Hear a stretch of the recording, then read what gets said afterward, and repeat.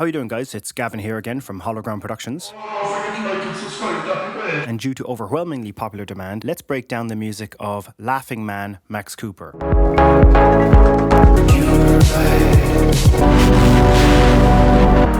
People who know Max Cooper and like his music have described it as melodic, ethereal, and brain-scrunchingly complex. So as you can imagine, I've been putting off doing this for a while, but I thought, sod it, let's just bite the bullet and have a go. So today I'm going to be breaking down the tracks Perpetual Motion, Fee, Rule 110, and Let There Be. Let me take this chance to remind you that I do one-on-one tutorials, so feel free to email me. And if you wish to support the channel, and it does need support, you can purchase a sample pack. The Max Cooper sample pack is up. It only costs 10 quid and there is a whole bunch of samples. And the Midi pack is also up with the breakdowns of the 4 tracks, which I'm going to cover today. Links for both of those are in the description. So let's get started with Perpetual Motion. The best way to get started is to get started with the pad stabs at the beginning and then build the rest of the track around it. Here are the chords you need to make. Wavetable, sawtooth, noise unison, voices 2, amount 19. We need the second oscillator producing a Foreman noise. I'll pull the filter down. And you create the chops using the LFO within the instrument itself. I have this already attached to the macro, and I can manipulate the speed. Run it through Valhalla Supermassive, massive vocal preset, and then turn on the sub, and hear the rest of the chords.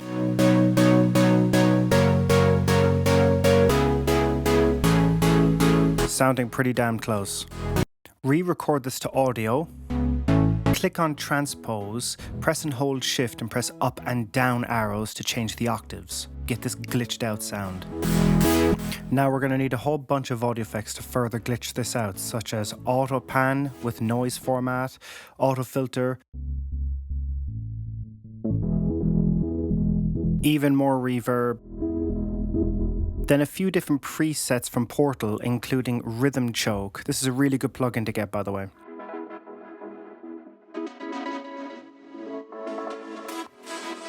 Sounding really beautiful. Re-record the audio from the original pad a second time, and then preserve the transients to get this bitty sound. Run it through a plugin called Glitch, which is a pretty crazy plugin, and then same plugins as the first re-record.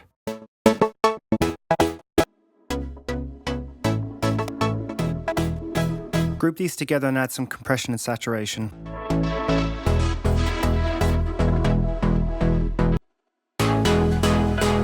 Create a return channel with another large reverb. Another return channel with grain delay, pushing all the sounds up 1 octave. So you can play around with the sends and you get this gorgeous lush sound.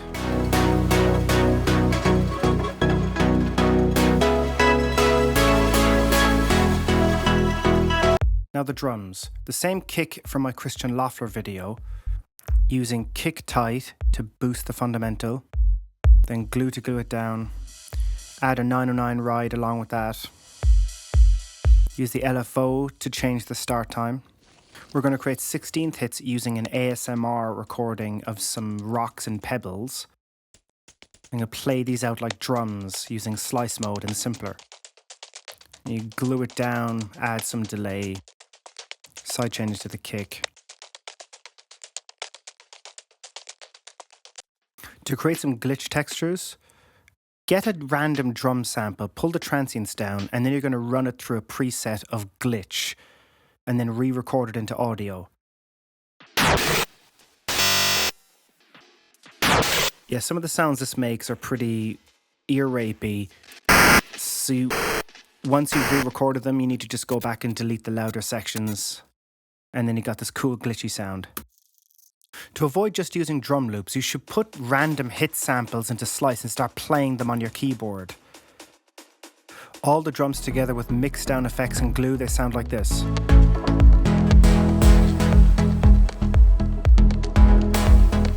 So it's all sounding pretty good together.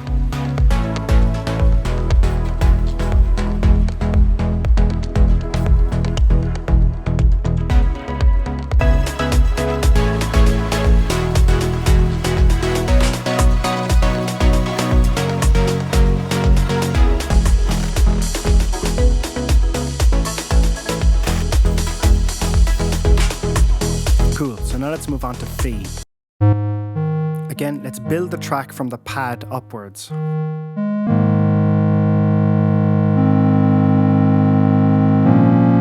Wavetable, square wave, noise unison, voices 3, amount 30, redux to distort the sound, glue compressor to control it, multiband dynamics to bring down the mids, sidechain it to the kick using compressor.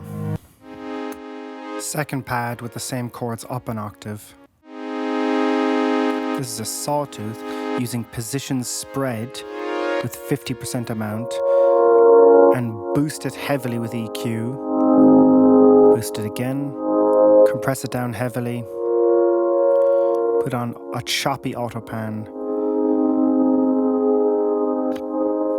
run it through a portal preset, simple fifths, then run it through a heavy reverb, supermassive, another portal preset, rhythm choke to glitch it out even further, then compress it to the kick. Re-record the second pad to audio, as you can see. This is what it sounds like without audio effects. And then use the same effects rack from the Perpetual Motion track. Chop, auto filter, more portal, more reverb, more glue. For the bass, I used a sine wave hit, where the bass just dances around the kick, the root note following the root note of the chords. I used Blias saturator to thicken this, but you can just use the standard saturator.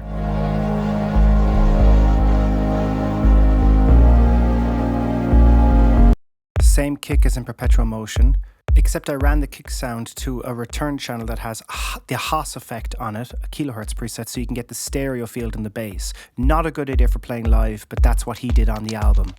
The pedal sound again. I'm going to create my own drums by finding this glitchy sample from a random sample pack and playing it using the slice method. So I'm just basically playing these notes on a keyboard and then I quantize them. So you get this cool glitchy organic sound.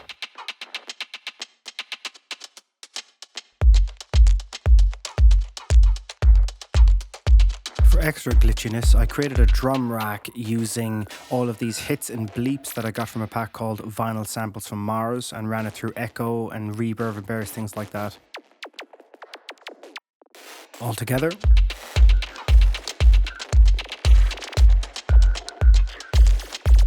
Very dense, textured and glitchy. Let's listen to the whole thing together.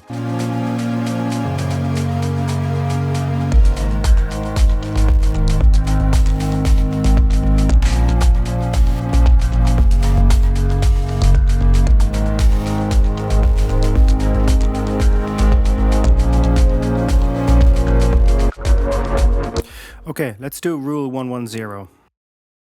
Here are the chords for the main pad.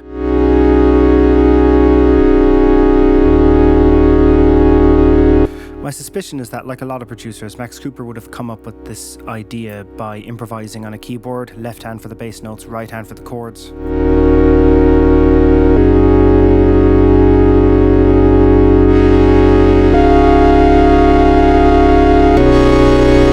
It's the same pad that we used for the Perpetual Motion chop pad. The same formant noise, the same noise unison.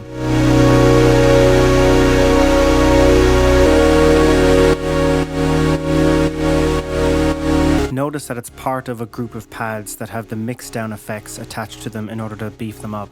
And we're going to go through the same process of re-recording this into various different channels and then running them through audio effects, the same as the previous two songs. It's literally the same audio effects rack used in the Perpetual Motion re-record tracks.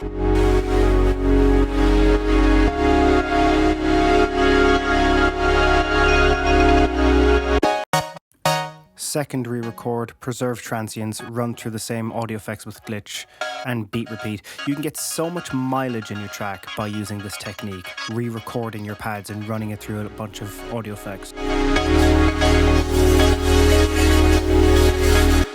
Notice that I'm running the pads into a returnal channel that has like a hall reverb in it. That bit of craziness you just heard was made by re-recording a duplicate of the pad where I used the arpeggiator and playing around with the rate.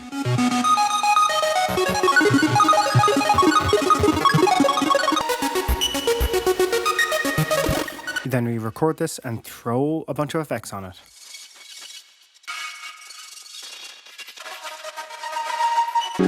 And all together, for the drums, a 707 kick, drum bus, flat and rough in E. I'm going to use this all over the drums. Layer a snare over the kick, add another drum bus, put a shaker, put a vocoder on the shaker, and another flat rough in E, make sure you're EQing it properly, put a ride in there, and then a collection of retro snares.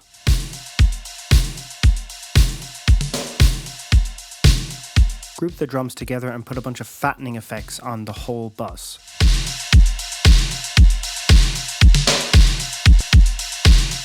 And then fatten it up again with the mixdown effects.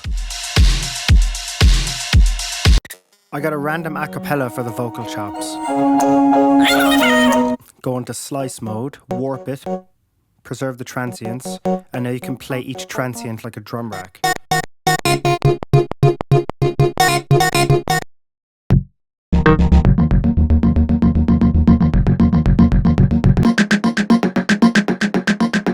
Observe the following compressor effects that I put on it in order to control it. Running it through an echo, a chorus, rolling off the lows on the EQ, and giving a bit of reverb. This long pink audio line is the result of me playing around with the vocals and then re-recording them.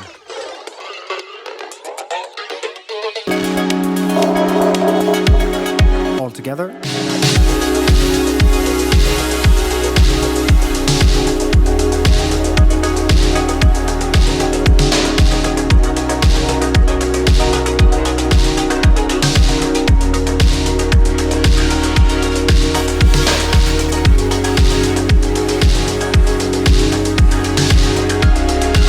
So now we're going to do Let There Be.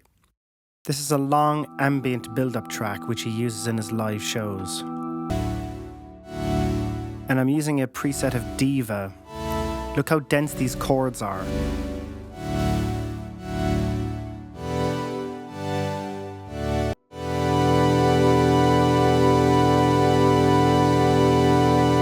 Re-record this, drop it down an octave, and then run it through a bunch of saturation effects.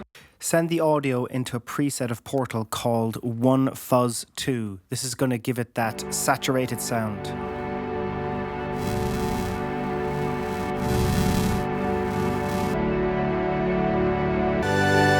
Also run it into a return with a massive spatial reverb with overdrive and autopan and glue.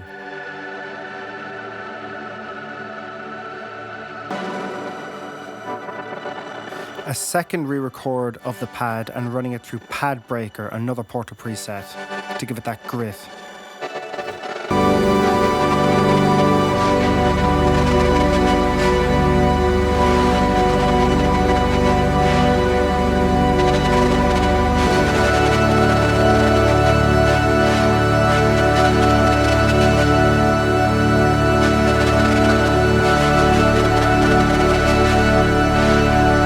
Grand. Well, I think that's about as close as I'm going to get to that particular sound.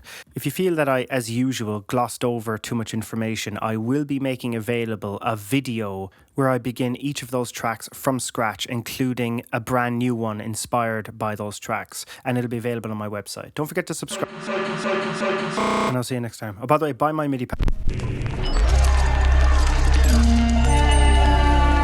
The links are in the description to buy those packs, but Alright, I'll shut up.